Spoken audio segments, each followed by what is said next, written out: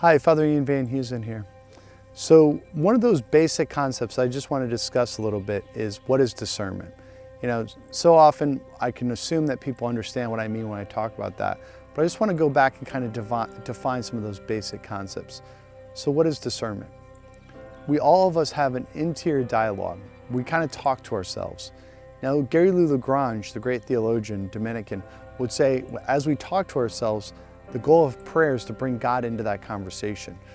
But even within that sense of our interior dialogue, our conversation with ourselves, we have thoughts, we have feelings, we have desires, and we have those in relationship to our body.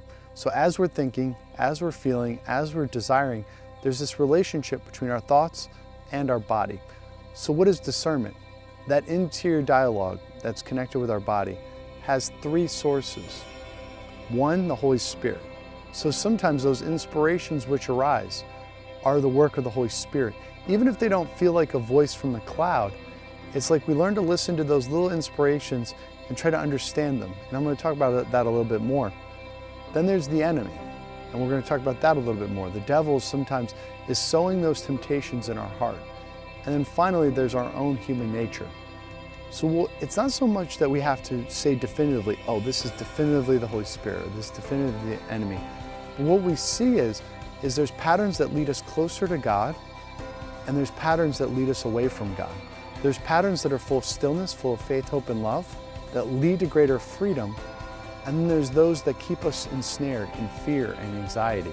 And that's the whole thing with discernment. It's not so much saying absolutely 100%, God has said this to me, therefore I have to say it to everybody and some kind of absolute. But what happens is that as we're practicing ongoing discernment and we're listening to those inspirations, we see, okay, when I listen to this line of thinking, it leads to greater freedom, it leads to greater happiness, greater faith, hope, and love. And it deepens my relationship with Jesus Christ. And these patterns keep me ensnared. So what we want to do is learn to listen. And that's what I give tools for. Tools to listen and ultimately to discern the work of the Holy Spirit. Amen.